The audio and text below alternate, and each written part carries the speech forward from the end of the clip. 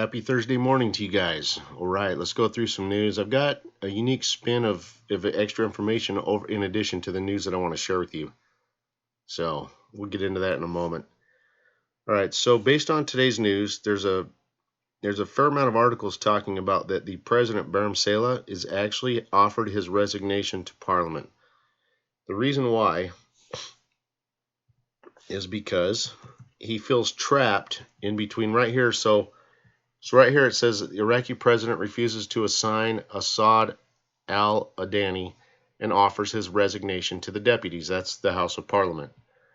Now, it says Saleh announced that he refused to assign a building block candidate to head the government, Assad al-Adani, while he decided to resign before the Parliament. The reason why he's doing that, guys, he feels trapped.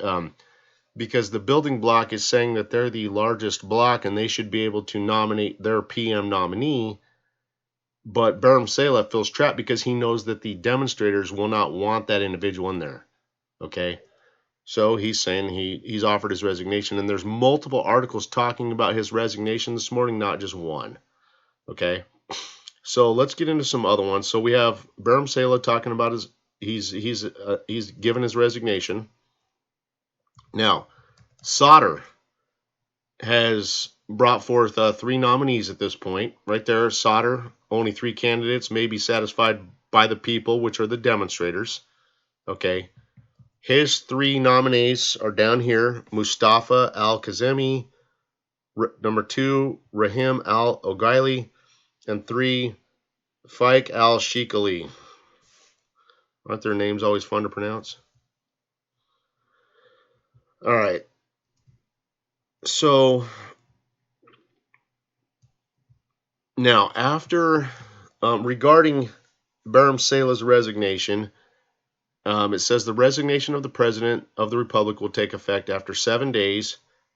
And so it says the Republic will not be effective except after 7 days from the date of its submission to the House of Representatives. After this period elapses without being withdrawn, the Speaker of the House of Representatives will replace him. So they're saying that the Speaker of the House of Representatives will replace the President after his resignation is completely done. All right? But they threw a nice additional little spin on this. Remember, I keep telling you guys that this changes daily, and that's why it's really just not worth following it super close, because you're not going to know how it ends up. It's going to have all these crazy, unique twists and spins on it. Excuse me. Right now, what this article is saying is that Ayad Alawi, the former prime minister, wants to form an interim government headed by Barham Saleh, the gentleman that offered his resignation. And that what they're saying is that will pave the way for early elections. So on Thursday, Ayad Alawi requested to form an interim government headed by Barham Saleh, which paves the way for early elections. So we don't know how this is going to play out. We just have to see it play out and let it take its course. But that's everything on the table right now. Okay, they may resign. Barham Saleh may be resigning.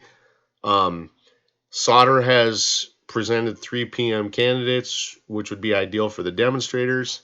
And then Ayad Alawi even stepped up and said, hey, let's just put an interim government in, which will be headed by Barham Saleh. So we just have to see how it plays out.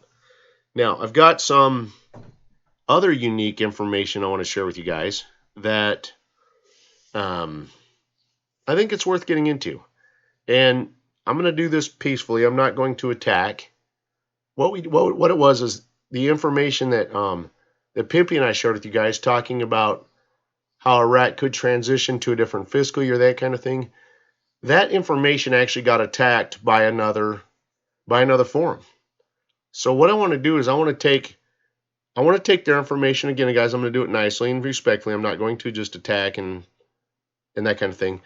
What I'm going to do is I'm going to show you the information that they've laid out that they're claiming, okay, from their angle and their perspective or opinion on this. I'm going to compare it to straight facts to show you that does this forum even have credibility? Do they bring real, credible, factual information to the table? Or have they really more presented this from the angle of like an opinion, and they don't have any credibility? Okay. All right, so let's look at that. So here was the information. It came from Militiaman over at KTFA. Right now, KTFA is headed by Frank 26, okay? And then Frank has a gentleman under him named Delta who presents different levels of factual information, and then another gentleman by this name of Militiaman. Frank titled Militiaman as his analyzer, like a factual analyst.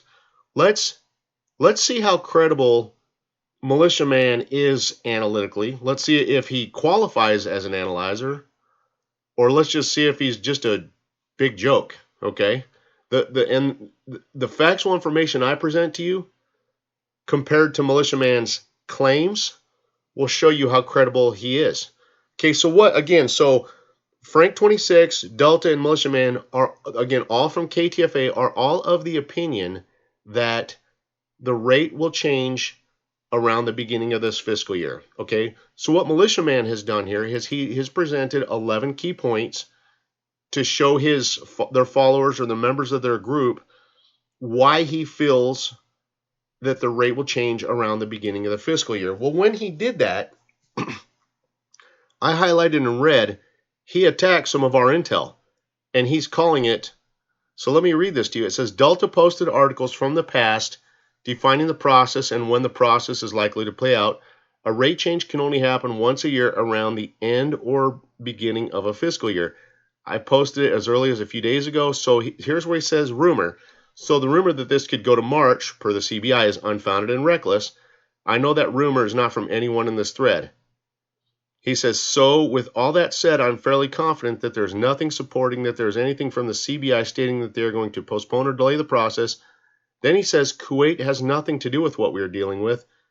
If that was the case, there would be data from the CBI. A change in a fiscal policy would have been talked about by now. So what he's claiming, and I put it all in red for you, is that March, that the fact that this could even happen in March, because our information was brought over into their forum. He's saying that March is a reckless rumor and that Kuwait has nothing to do with this, nor does a change in fiscal policy. Now, here's where he's already wrong. If you go to clear up to the top of that where it says 11, it says Delta posted articles from the past defining the process is likely to change around the end or first part of the year, guys.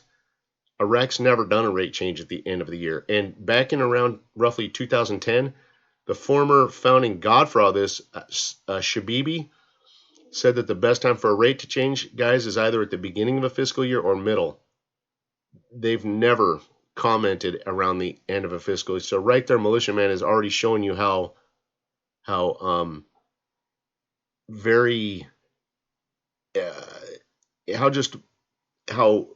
weak he really is. Okay, the fact that he would even come out saying that the end of a fiscal year. So he's already starting off to mislead everyone right there.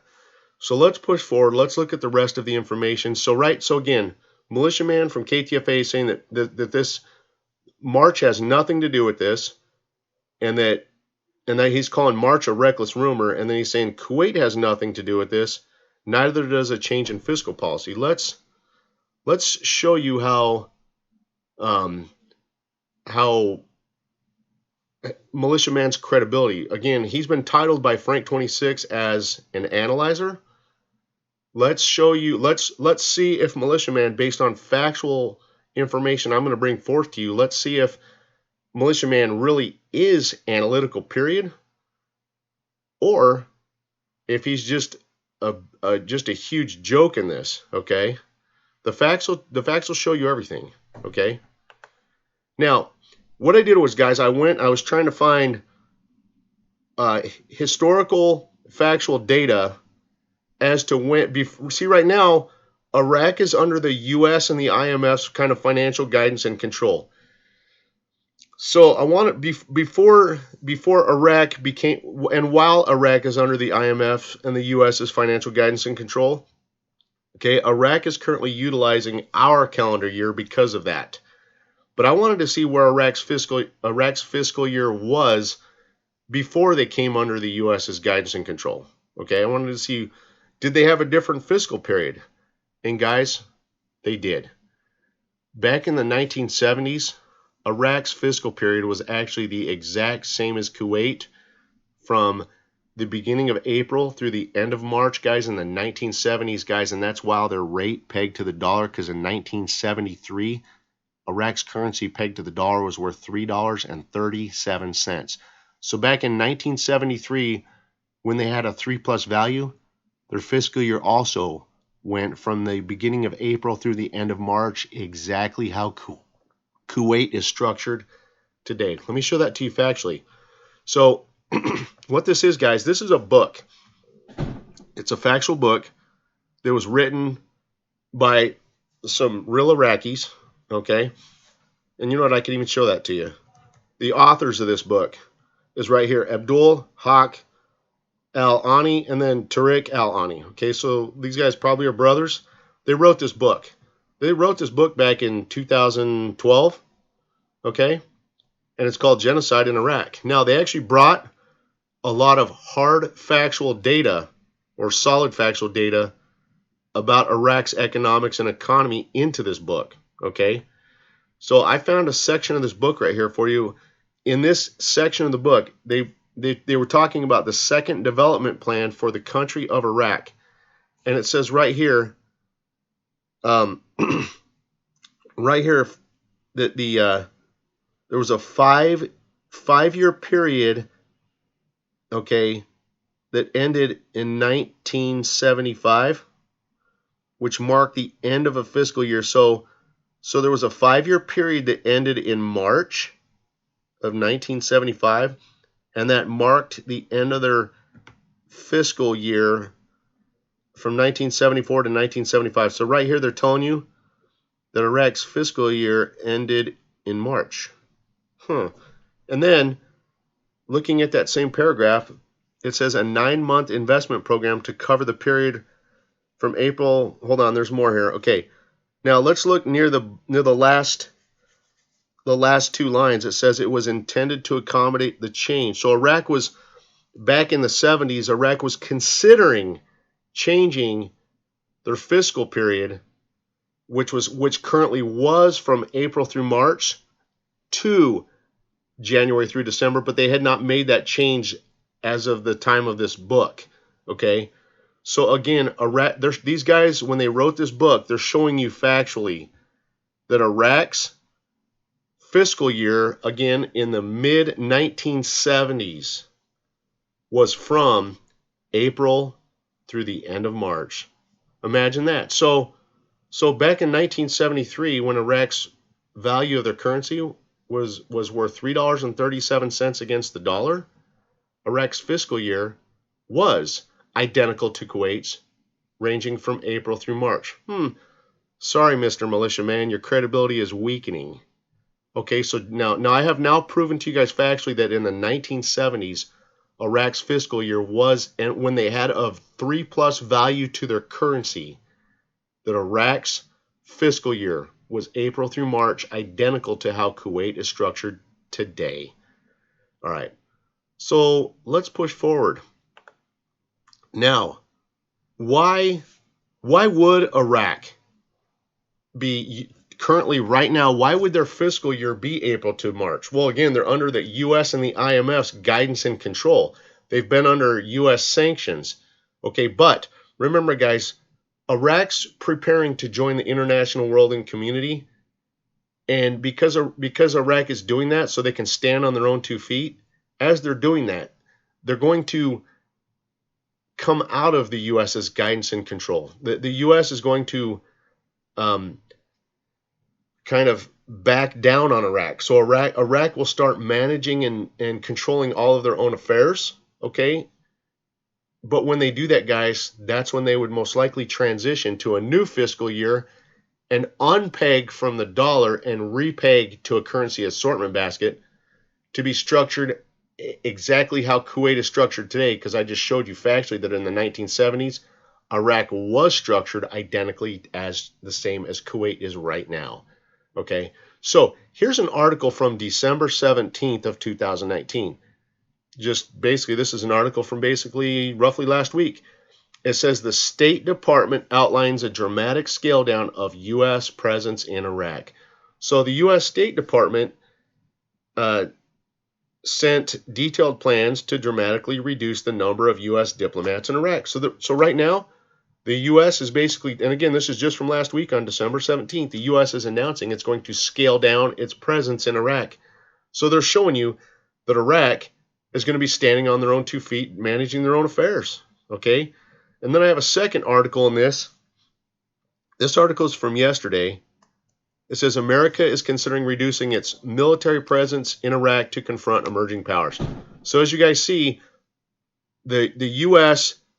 is reducing its presence, and it's reducing its presence in Iraq, and we're standing back from Iraq. We're letting Iraq kind of start managing their own affairs and join the international world. We're not going to be controlling them as much as we have been. Okay, they're going to put on their own big boy pants and join the international world. Okay, so with that said, that would allow Iraq to transition back to where they were, not. Okay, notice how I said where they were, because I just showed you factually in the past, Iraq actually utilized the same fiscal year in the 1970s that Kuwait is utilizing right now. Okay? And as you see, I just showed you more factual data to show you that, again, right now, Iraq currently uses our calendar as their fiscal year, January through December. That's because they're under our guidance and control. But I'm showing you factually that is transitioning. Iraq will be able to stand on their own 2 feet and manage their own affairs and not be under as tightly and restricted under the U.S.'s guidance and control. Okay, that will allow them, once they become international and they're Article 8 compliant per the IMF and all that, then they can transition back to where they were. Okay, now I had a good article here for you guys. Let me find it real quick. Bear with me. I do apologize.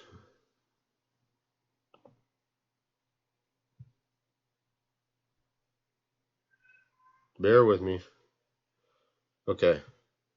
Now, here's the other item that that Militiaman was not smart enough to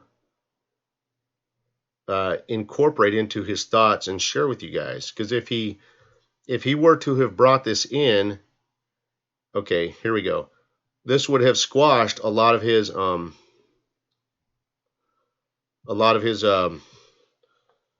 everything he just said. Okay, remember this, guys. It says Iraq wants to enter a temporary budget. What does a temporary budget have to do with anything?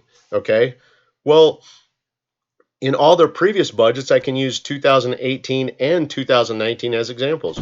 Both of the budgets for 2018 were actually, the budgets were finished during Q1 of the budget's fiscal year, okay? And then what they do is, again, because the fiscal year was January through December, they would finish the budget in Q1 of that year and then backdate it to the beginning of January. So it would cover Q1 of the year it was for, and they were good because they just backdated it. Well, here's the thing.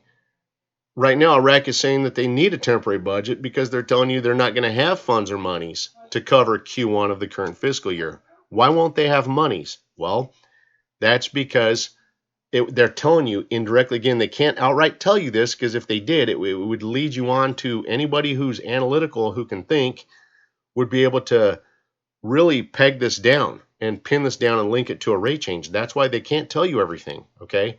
It says Iraq will enter a temporary budget. That's because the only reason they would have to do a temporary budget is if they're not going to have funds that will cover a period of time. So right here, they're telling you they're not going to have funds that will cover a period of time. That's most likely Q1. Okay, but this is where if Militiaman was smart, he would notice that, hey, why don't they have funds to cover their period of possibly around Q1?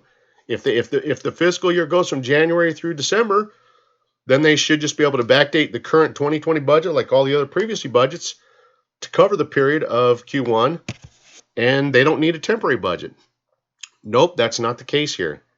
They have to be able to put forth a temporary budget to cover the period of Q1 because they're not going to have monies within the 2020 budget for that, guys. They're telling you right here in this article that they're transitioning to a new fiscal year. It's very cut, very dry. So just want to stress that to you, okay? They would not need this temporary budget if the 2020 budget was going to start from January through December. They would not need a temporary budget because this is the first time in their history they've ever done this, okay? Now, I also want to show something else to you. I've told you that Iraq is going to transition to a currency assortment basket identical to Kuwait. Really? So has Iraq ever talked about this? You better believe they have, and here's the article right here, guys. This article is actually from January 4th of 2018, okay? What the article talks about is the Central Bank of Iraq performed a simulation of the dinar exchange rate linked to a basket of currencies. Okay, again, the Central Bank of Iraq performed a simulation, which is a virtual test of pegging the dinar exchange rate or linking it to a basket of currency. Guys, this was from January of 2018. Okay, I can post the link of this article at the bottom of the video so you guys can check it out if you want. Now, here's what I want to stress in this, though. If you go back and just like I've been in this 10 years, out of 10 years, I think I've only seen one article in 10 years where they ever talked about the physical exchange rate of the Iraq dinar ever being even in the 3+ range. Like 99% of all the articles I've seen that have mentioned anything about the Iraq exchange rate have always showed it to be in the dollar range. Why is that?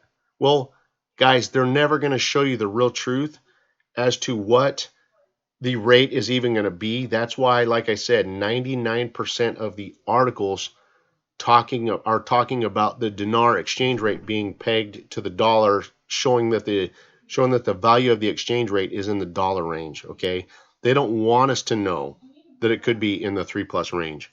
Okay, so now let me just kind of finalize with this. So right here, Militia Man made a statement where he said that right here it says a change in fiscal policy has not even been talked about, guys. Look at the example I just showed you of just the value of Iraq's exchange rate. How in 10 years I've been in this, 99% of the articles always show the exchange rate of the Iraq dinar in the dollar range because they don't want you to know, or they don't want you to think that it could even reach 3+. Okay, remember, guys, this is a classified event. They're not going to tell you everything. So they're going to tell you as little as possible. That's why they always show us information showing that if the Iraq were to revalue or reinstate their rate right now, they show it pegged to the dollar in the dollar range, not in a 3+ range. Okay, but so right here he says a change in fiscal policy would have to be discussed about. Guys, same example. If the CBI were to come out and say, "Oh, hey, we're going to transition to a new fiscal year," well, look at all the research I've done. I've just showed you that historically it used to be back in the 1970s that Iraq's fiscal year went from April through the end of March. Okay, well, so if the CBI actually came out announcing that they might transition to a new fiscal year, guys, those would be more clues, and you would be able to use that data to possibly peg down the timing of the rate change. That's why they cannot and will not tell you this information. So what I'm trying to show you guys, remember, like I said, right now, sorry, I had to clear my throat. Right now, over at KTFA, you have Frank 26, Delta Militia Man. They all sharing with their audience right now that they actually feel that the rate change is going to happen at the beginning of the year. Okay, and then you have Militia Man, who was calling our work reckless rumors when we talked about March and a change in fiscal policy. But yet, look at what I just proved to you. You know what? Let's just go through it all one more time. So here's a book from Iraq that tells you that in the mid-1970s, Iraq's fiscal year was April through March. Right here, hard factual data, guys. This is not even my opinion. So Iraq formerly was, before they came under the guidance and control of the U.S. and the IMF, Iraq's fiscal year already was April through the end of March. Okay, and that's where Kuwait is structured today. And again, in order for Iraq to have an exchange rate greater than a dollar, guys, they have to unpeg from the dollar and repeg to a currency assortment basket identical to Kuwait to achieve a 3+ rate. And what that's going to do is that's going to put them back, guys, to where their fiscal year formerly was, because they will be no longer under the U.S. and the IMF's guidance and control. So that's going to put them just right back to where they already were on a fiscal year, April through March. Okay, right here I've shown you factually to support that Iraq is going to that the U.S. is removing the U.S. is scaling down its presence in and over Iraq. That's because we're allowing Iraq to join the international world and become independent. Okay? And then here, this article was very powerful, saying that Iraq has to utilize a temporary budget, because that they're showing you by even needing a temporary budget, Iraq is showing you that they're not going to have funds to most likely cover Q1 of 2020. Why wouldn't they have funds? Well, the only way they wouldn't have funds to cover Q1 of 2020, guys, is because they would be transitioning to a different fiscal year or fiscal period with their 2020 budget. Okay, and the U.S., I just showed you factually that the U.S. is reducing its presence and control over Iraq. So Iraq is basically showing you guys that they're going to most likely return to where they already were, to their previous fiscal period from where they were in the 1970s, which is today identical with Kuwait. And then, again, guys, I'll put the link on this one down below of the video. But right here, they're showing you in this that the Central Bank of Iraq actually performed a virtual test of linking Iraq's exchange rate to a basket of currencies. And again, this article is from January of 2018. I'll scroll down on this article a little bit for you. It's got some math in it, guys. And you can, if you crunch the numbers in this article, because I've posted this article before, if you crunch the numbers, you're able to grab a value of in the dollar range for the dinar from the math within this. So guys, here's that article. Anyway, guys, so what I'm just going to show you is this is the level of argument from a gentleman who Frank26 calls his analyzer. Okay, this guy is just a complete joke. I mean, he's a huge joke. To even come out and comment, he has no factual data to back any of his thoughts. So his thoughts in here, guys, are pure opinion. Okay, and all of his thoughts are just a major, huge joke to even be able to turn around and comment on somebody else's information. So anyway, hey, you guys have a great day. Just wanted to show you all this. That's amazing information. I just showed you some hard factual data on where Iraq was, where they're at, and where they're headed. God bless you guys and have a great day.